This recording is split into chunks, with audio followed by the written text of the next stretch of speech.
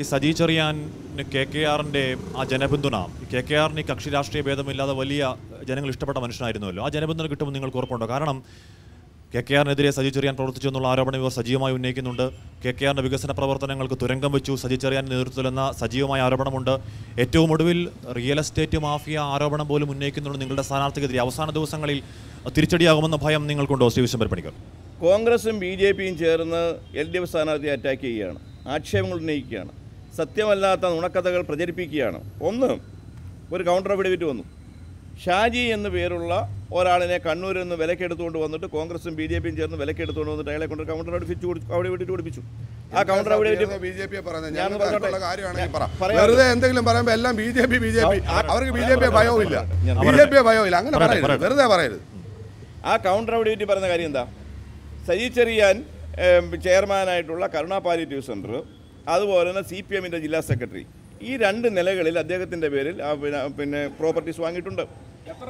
ഞാൻ പറഞ്ഞോട്ടെ, ഞാനൊന്ന് പറയട്ടെ.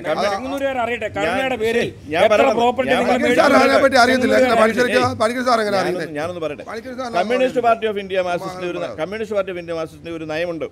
ആ നയം, ആ പ്രോപ്പർട്ടി വാങ്ങുകയാണെങ്കിൽ, ലോ കമ്മിറ്റി പ്രോപ്പർട്ടി വാങ്ങുകയാണെങ്കിൽ ജില്ലാ സെക്രട്ടറിയും ലോ കമ്മിറ്റി സെക്രട്ടറിയും പേര് വേണം. എൻ്റെ പേരിൽ ഞാൻ പറഞ്ഞു, എൻ്റെ പേരിൽ പൊതുനൂർ സർവീസ് സംഘത്തിന് സ്ഥലം വാങ്ങിയിട്ടുണ്ട്. ഞാൻ പ്രസിഡന്റ് ആയിരുന്നപ്പോൾ അത് എൻ്റെ സ്വത്താണോ? ഇപ്പോൾ എനിക്ക് അങ്ങോട്ട് എല്ലാം കഴിയുമോ? ചെങ്ങന്നൂർ പാർട്ടി ഓഫീസ് പണ്ട് ജില്ലാ സെക്രട്ടറി ആയിരുന്ന KK കുമാറിൻ്റെ പേരിലാണ് ചെങ്ങന്നൂർ പാർട്ടി ഓഫീസ് നിൽക്കുന്നത്. AK സെൻറ്റർ നിൽക്കുന്നത് അന്നുണ്ടായിരുന്ന സംസ്ഥാന സെക്രട്ടറിയുടെ പേരിലാണ്. അവർക്ക് ആ പ്രോപ്പർട്ടിയിൽ അവകാശമുണ്ടോ? അതൊക്കെ ഒരു ഒഫീഷ്യൽ കപ്പാസിറ്റിയിൽ വാങ്ങുന്ന പ്രോപ്പർട്ടിയാണ്.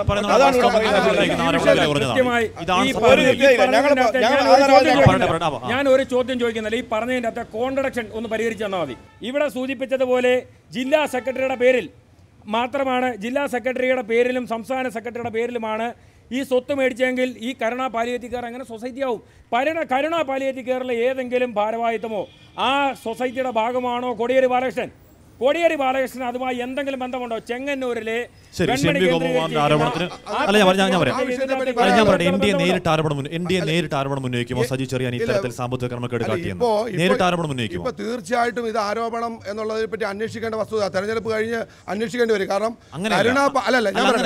അങ്ങനെ പറഞ്ഞു പോകരുത്. സജി ചെറിയാൻ ഇത്തരത്തിൽ സ്വത്ത് മറച്ചു വെച്ച് സാമ്പത്തിക ക്രമക്കേട് നടത്തി എന്ന ആരോപണം BJP നേരിട്ട് ഉന്നയിക്കുമോ? തീർച്ചയായിട്ടും NDA നേരിട്ട് ഉന്നയിക്കും. കാരണം വെച്ചാൽ ഇപ്പോൾ ഇവിടെ ഈ വെളിവാക്കപ്പെട്ടിട്ടുള്ള വസ്തുത, ഞങ്ങൾക്ക് അതിൻ്റെ ആധാരം ഇദ്ദേഹം പറഞ്ഞുകൊണ്ട് BJP-ക്ക് അതിനകത്ത് പങ്കൊന്നുമില്ല. അവിടെ ഒരു ആധാരമൊക്കെ കണ്ടപ്പോൾ ഞങ്ങൾക്ക് അത് പരിശോധിക്കാൻ സമയം കിട്ടിയിട്ടില്ല. പക്ഷേ ഗുരുതരമായ ഒരു പ്രശ്നമുണ്ട്. ഒരു വ്യക്തിയെ സംബന്ധിച്ച്, നോമിനേഷൻ കൊടുക്കുന്ന ഒരു സ്ഥാനാർത്ഥിയെ സംബന്ധിച്ച് അദ്ദേഹത്തിൻ്റെ പിന്തുടർച്ചാവകാശ പ്രകാരവും സ്വയാർജിതവുമായിട്ടുള്ള വസ്തുക്കളും ട്രസ്റ്റിൻ്റെയോ സൊസൈറ്റിയുടെ പേരിൽ അദ്ദേഹത്തിന് അവകാശപ്പെട്ടുള്ള വസ്തുക്കളും ഈ സ്റ്റേറ്റ്മെന്റിൽ അഫിഡവിറ്റിൽ ഉണ്ടാകണം. എന്തുകൊണ്ട് CPM അത് മറച്ചു വെച്ചു എന്നുള്ളത് ഒന്നാമത്തെ. ഒരു മിനിറ്റ് കൂടെ, ഒറ്റ കാര്യം. ഈ കരുണ പാലിയേറ്റീവ് ആൻഡ് കെയർ എന്ന് പറയുമ്പോൾ ജനങ്ങളുടെ ഇന്നലെ വരെയുള്ള ധാരണ ഇത് ജനങ്ങളെ സേവിക്കാനാണ്. പക്ഷേ ഇത് രാഷ്ട്രീയപരമായ ലക്ഷ്യത്തോടു കൂടി ഇതിൽ പണം മുടക്കിയിട്ടുള്ള, ഇതിൽ സഹായിച്ചിട്ടുള്ള സാധാരണക്കാരായ രാഷ്ട്രീയമില്ലാത്ത ജനങ്ങളുണ്ട്. അവരെ ഞെട്ടിക്കുന്ന സംഭവങ്ങളാണ് ഇപ്പോൾ ഈ തെരഞ്ഞെടുപ്പിൽ ചർച്ച ചെയ്യുന്നത്. ഇവിടെ അവർ കൗണ്ടർ അഫിഡവിറ്റ് പറഞ്ഞിട്ടുള്ള ഈ ഡോക്യുമെന്റ്സ് മുഴുവൻ ഞാൻ ഹാജരാക്കാം, ഞാൻ തരാം. ഈ ഡോക്യുമെന്റ്സ് നിങ്ങൾ പ്രസിദ്ധീകരിക്കണം, നാട്ടിലെ ജനങ്ങളെ ബോധ്യപ്പെടുത്തണം. കരുണ പാലിയേറ്റീവ് സെൻറ്റർ എന്ന് പറയുന്ന ഒരു സ്ഥാപനം, അതൊരു പാലിയേറ്റീവ് പ്രവർത്തന സ്ഥാപനമാണ്. അവിടെ പാവപ്പെട്ട ആളുകളെ സംരക്ഷിക്കാനുള്ള സഹായമുണ്ട്. പാലിയേറ്റീവ് കേന്ദ്രം തുടങ്ങുന്നുണ്ട്. ഇതിനാവശ്യമായ ഫണ്ട് സമാഹരിച്ചത് communist party of India Marxist പ്രവർത്തകർ കേരളത്തിലെ ഓരോ പ്രദേശങ്ങളിൽ നിന്നും സ്നേഹതീരം എന്നൊരു പ്രോജക്റ്റ് എടുത്തുകൊണ്ട് വീടാന്തരം കയറി ഇറങ്ങി സംഭരിച്ചുള്ള ഫണ്ടാണ്. കണക്ക് പ്രസിദ്ധീകരിക്കാൻ, കണക്ക് തരാം, ഗോമന് തരാം, മാമനും തരാം. പ്രകടന പത്രികയിൽ പറയുന്ന കാര്യങ്ങൾ നടപ്പാക്കാൻ ഓരോ സംഘടനയും ബാധ്യസ്ഥരാണ്. ഇവിടെ ഭരണം ഏൽക്കുന്നതിന് മുമ്പ് ഇലക്ഷൻ കാലത്ത് മദ്യനിരോധനം ഞങ്ങളുടെ നയമല്ല, മദ്യവർജനമാണ് ഞങ്ങളുടെ നയം. ഒരു ഷാപ്പ് പോലും കൂടുതൽ അനുവദിക്കുകയില്ല. യെച്ചൂരി പറഞ്ഞു ഒരൊറ്റ മദ്യശാല പോലും പുതുതായിട്ട് സ്ഥാപിക്കുകയില്ല. പക്ഷേ വാസ്തവത്തിൽ എക്സൈസ് വകുപ്പിനെ കൊണ്ട് ബോധവൽക്കരണം നടത്തുന്നുണ്ട്. ആ നടത്തുന്നത് എന്തിനു വേണ്ടിയാണെന്ന് ചോദിച്ചു കഴിഞ്ഞാൽ ഒരുപക്ഷെ വിവാദമാണ്. ഏതായാലും ഒരു കാര്യം, ഒറ്റ ഷാപ്പ് പോലും തുടക്കില്ല എന്ന് പറഞ്ഞിട്ട് കേരളത്തിലുടനീളം ഷാപ്പുകൾ തുറന്നിരിക്കുകയാണ്. സർക്കാരിന് കാശില്ല, ലോട്ടറി വേണം, അല്ലെങ്കിൽ കള്ളോടിയന്മാർ വേണം. UDF ഭരണകാലത്ത് കേരളത്തിൽ 158 ബാറുകൾ പൂട്ടപ്പെട്ടു. മദ്യവർജന നയം എന്ന് പറഞ്ഞ CPM അധികാരത്തിൽ വന്നപ്പോൾ ഈ 158 ബാറുകൾ ഓപ്പൺ ചെയ്യുന്നു. ഇതെന്തു മദ്യനയം? ഈ തെരഞ്ഞെടുപ്പിലെ പ്രധാനപ്പെട്ട വിഷയം കള്ളു കുടിക്കുന്നവരും കള്ളു കുടിക്കാത്തവരും നമ്മളാണോ മത്സരം? അതല്ലല്ലോ ഇവിടെ മത്സരം. മദ്യനയത്തെ സംബന്ധിച്ചിടത്തോളം LDF-ന്റെ നേതാവ് കോടിയേരി ബാലകൃഷ്ണൻ പറഞ്ഞിട്ടുണ്ട്, പിന്നെ എക്സൈസ് വകുപ്പ് മന്ത്രിയും പറഞ്ഞിട്ടുണ്ട്, കേരളത്തിൽ ഒരു പുതിയ മദ്യഷാപ്പും തുടങ്ങിയിട്ടില്ല. പൂട്ടിയ മദ്യഷാപ്പുകൾ മാറ്റി സ്ഥാപിച്ചു. ഞാനൊന്ന് പറയട്ടെ, പുനഃസ്ഥാപിച്ചു. ആ മദ്യനയമാണ് കഴിഞ്ഞ തെരഞ്ഞെടുപ്പിൽ ഞങ്ങളുടെ പ്രകടനപത്രികയിൽ പറഞ്ഞത്. ആ മദ്യനയം കേരളത്തിൽ ജനങ്ങൾ അംഗീകരിച്ച മദ്യനയമാണ്. ആ മദ്യനയത്തിന്റെ അടിസ്ഥാനത്തിലാണ് കേരളത്തിലെ ഗവൺമെന്റ് മുന്നോട്ട് പോകുന്നത്. അതുകൊണ്ട് ഈ തെരഞ്ഞെടുപ്പ് പറഞ്ഞു തീർക്കട്ടെ, ഈ തെരഞ്ഞെടുപ്പിൽ മദ്യപിക്കുന്നവരും മദ്യപിക്കാത്തവരും നമ്മുടെ തെരഞ്ഞെടുപ്പായിട്ട് മാറ്റേണ്ട കാര്യമില്ല. തൊട്ടപ്പുറത്തുള്ള ഷൈനി എബ്രഹാം റോഡ്, ആ റോഡിൻ്റെ ഉദ്ഘാടനം, അതിൻ്റെ പണികൾ കഴിഞ്ഞിട്ട് 50 മീറ്റർ റോഡേ ഉള്ളൂ. ആ പണികൾ കഴിഞ്ഞിട്ട് അതിൻ്റെ ഉദ്ഘാടനം ഇവിടുത്തെ ചെയർമാൻ്റെ അധ്യക്ഷതയിൽ MLA നടത്തുകയുണ്ടായി. പക്ഷേ അതിന് 3 ദിവസം കഴിഞ്ഞപ്പോൾ ആ ഉദ്ഘാടനത്തിൻ്റെ മുഴുവൻ ഫലകങ്ങളും പൊളിച്ചു മാറ്റിക്കൊണ്ട് ഇപ്പോൾ ഇവിടെ മത്സരിക്കുന്ന ജില്ലാ സെക്രട്ടറിയുടെ നേതൃത്വത്തിൽ മന്ത്രിയെ കൊണ്ടുവന്ന് ഉദ്ഘാടനം നടത്തുകയാണ്. അപ്പോൾ ശരിക്കും MLA അവഹേളിക്കുന്ന തരത്തിലുള്ളൊരു നടപടിയല്ലേ ഈ LDF-ന്റെ മുന്നണി എടുത്തത്? KKR-ന്റെ പ്രവർത്തനങ്ങൾ, തെരഞ്ഞെടുപ്പ് പ്രവർത്തനങ്ങളെ ചുക്കാൻ പിടിച്ചാരാ? സൈചര്യനാണ് ചുക്കാൻ പിടിച്ചത്. അതിനുശേഷം നടന്ന ഓരോ വികസന പ്രവർത്തനങ്ങളും, ആ ഓരോ വികസന പ്രവർത്തനങ്ങളിലും മുൻകൈയെടുത്ത് പ്രവർത്തിച്ചുള്ള സൈചര്യാനാണ്. KKR-ന്റെ മരണത്തിന് ശേഷം KKR-ന്റെ മകൻ്റെ ജോലി വിഷയം സൈചര്യാനാണ് ഇടപെട്ടത്. ആ കുടുംബത്തോട് നീതി കാണിച്ചില്ലേ? അതിനുശേഷം അദ്ദേഹത്തിന് ബാക്കിയുള്ള സഹായങ്ങൾ, ആ സഹായങ്ങളൊക്കെ ഇടപെട്ടുകൊണ്ടിരുന്ന സൈചര്യാനല്ലേ, പാർട്ടി ജില്ലാ സെക്രട്ടറി അല്ലേ? അപ്പൊ ഈ വിഷയത്തിൽ നിങ്ങൾ ആക്ഷേപം ഉന്നയിക്കുകയാണ്.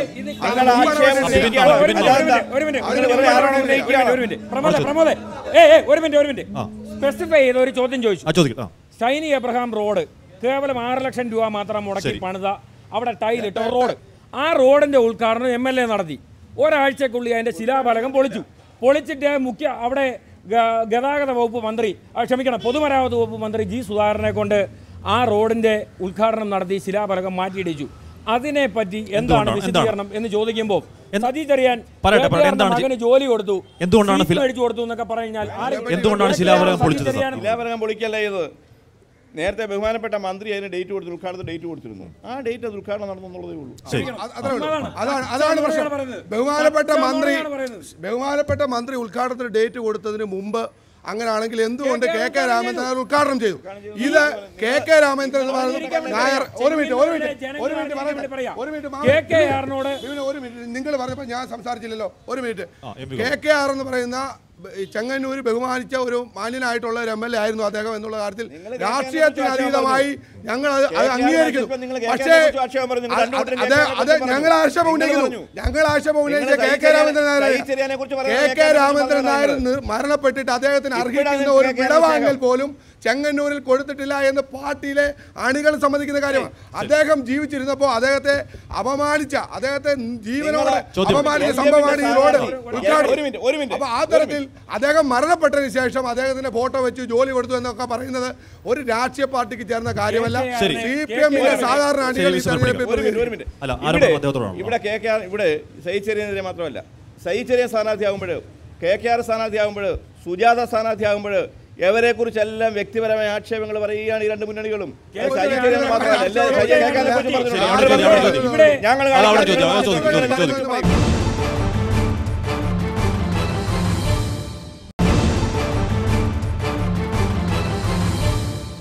ഈ വരുന്ന മാറി വരുന്ന ഭരിക്കുന്നവർ ചെങ്ങന്നൂരിനെ തീർത്തും അവഹേളിക്കുകയാണ്. വരുന്ന ആൾക്കാർ ഇവിടെ വന്ന് ഇന്ന് മത്സരിച്ച് ചെങ്ങന്നൂർ നന്നാക്കണമെന്നുള്ള രീതിയില്ല. അതുപോലെ തന്നെ പാണ്ഡവംപാറ കുടിവെള്ളക്ഷാമം നേരിട്ടുകൊണ്ടിരിക്കുകയാണ്. അതുപോലെ തന്നെ മുനിസിപ്പാലിറ്റിയിലെ പല ആവശ്യങ്ങളും പല പദ്ധതികളും ഇവിടെ നടപ്പാക്കപ്പെടാതെ പോകുന്നു. അങ്ങനെ ഈ ചെങ്ങന്നൂരിനെ പഴയ ഒരു 10-20 കൊല്ലത്തിന് മുമ്പുള്ള ചെങ്ങന്നൂർ എങ്ങനെയാണോ അങ്ങനെ തന്നെയാണ് ഇപ്പോഴും നിൽക്കുന്നത്. അതുപോലെ തന്നെ എനിക്ക് ഒരു കാര്യം കൂടെ, ഒരു ബൈപ്പാസിൻ്റെ കാര്യങ്ങൾ കല്ലിട്ട് വരെ ചെയ്തിട്ടേ ഉള്ളൂ. ഒരു ബൈപ്പാസ് പോലും ഇവിടെ നടത്താനോ അല്ലെങ്കിൽ അതിൻ്റെ ബാക്കി കാര്യങ്ങൾ ചെയ്യാനോ ഒന്നും നടത്തപ്പെടാതെ പോകുന്നു. ഇത് ആരാണ് ഇത് ചെയ്യേണ്ടത്? കഴിഞ്ഞ തെരഞ്ഞെടുപ്പിൽ നിങ്ങൾ 42,000 വോട്ട് വാങ്ങി വിജയിച്ചവരാണല്ലോ. എന്തായാലും കേന്ദ്രത്തിൽ ചെങ്ങന്നൂരിന് ഉത്തരവാദിത്തമുണ്ട്. ഈ കാണുന്ന ചെങ്ങന്നൂർ റെയിൽവേ സ്റ്റേഷൻ അടക്കം കേന്ദ്രം ചെങ്ങന്നൂരിന് വേണ്ടി എന്ത് കൊടുത്തു? ചെങ്ങന്നൂർ റെയിൽവേ സ്റ്റേഷൻ്റെ വികസനത്തിന് വേണ്ടി രാജേട്ടൻ മന്ത്രി റെയിൽവേ വകുപ്പ് കൈകാര്യം ചെയ്ത അവസരം തൊട്ട് ശക്തമായ നടപടികൾ സ്വീകരിക്കും. കൃത്യമായി പറയാം. 20 കോടി രൂപ ഇപ്പോൾ തന്നെ 20 കോടി അത് തന്നെ ടൂറിസം വകുപ്പ് മന്ത്രി കൃത്യമായിട്ട് കൊടിക്കുന്നിൽ സുരേഷ് MP പറഞ്ഞല്ലോ, വസ്ത്രപ്രസ്താവന നടത്തി. അദ്ദേഹം ഞാനൊന്നും അറിയുന്നില്ല, എനിക്ക് അറിഞ്ഞുകൂടാതെ. രേഖ ഉണ്ട്, കൃത്യമായി ഗവൺമെന്റ് ഓർഡർ അദ്ദേഹത്തിന് അയച്ചു കൊടുത്തു. ഞാൻ തരാം 20 കോടി രൂപ അനുവദിച്ചതിൻ്റെയും അതിനുശേഷം 100 കോടി 2ാം ഘട്ടം എന്ന നിലയ്ക്ക് ശബരിമല തീർത്ഥാടകർക്ക് ആവശ്യമായ സൗകര്യം ഒരുക്കാൻ 100 കോടി അനുവദിച്ചതിൻ്റെയും രേഖ ഞാൻ തരാൻ തയ്യാറാണ്. കേന്ദ്രത്തിന്റെ അവകാശവാദങ്ങൾ അംഗീകരിക്കുന്നുണ്ടോ? ഏതെങ്കിലും തരത്തിലുള്ള ഒരു വികസനം റെയിൽവേ സ്റ്റേഷനുമായി ബന്ധപ്പെട്ട് നടന്നിട്ടുണ്ടെങ്കിൽ അത് ബഹുമാനപ്പെട്ട കൊടുക്കുന്ന സുരേഷ് MP ഇവിടെ MP ആയി കടന്നു വന്നതിന് ശേഷമാണ്. അതിനു മുമ്പ് ഞങ്ങളുടെ MP CS സുജാതയായിരുന്നു, CPM-ന്റെ അംഗമായിരുന്നു. ഇവിടെ ഈ നാട്ടിൽ ഒരു റെയിൽവേ സ്റ്റേഷൻ ഉള്ളതായി പോലും അവർക്കറിയത്തില്ലായിരുന്നു. കഴിഞ്ഞ 30 വർഷക്കാലമായി ഈ റെയിൽവേയുമായി ബന്ധപ്പെട്ട് 2 പ്രൊജക്റ്റുകൾ, ആ 2 പ്രൊജക്റ്റുകൾ, ഒന്ന് നാട്ടുകാരുടേത്, ഒന്ന് റെയിൽവേയുടേത്, രണ്ടും അട്ടിമറിക്കപ്പെട്ടു. 30 വർഷം കൊണ്ട് മാറി മാറി വന്ന കേന്ദ്ര സർക്കാരുകൾ ഇതിനെ അവഗണിച്ചു. ആ പദ്ധതി ഇല്ലാതായി. എല്ലാ വിഷയങ്ങളും വോട്ടർമാർ വിലയിരുത്തട്ടെ. 28-ന് അവർ പോളിംഗ് ബൂത്തിലേക്ക് പോകട്ടെ. അവിടെ അവർ മനസ്സ് തുറക്കട്ടെ. 31-ന് അറിയാം ചെങ്ങന്നൂരിന്റെ രഹസ്യം എന്തെന്ന്. അവിടെ അത് കേന്ദ്ര സംസ്ഥാന സർക്കാരുകളുടെ ഭരണത്തിന്റെ വിലയിരുത്തലാകും. ആര് ജയിക്കും ആര് തോൽക്കുമെന്ന് അപ്പോൾ കാണാം. ചർച്ചയിൽ പങ്കെടുത്ത എല്ലാവർക്കും നന്ദി. നമസ്കാരം.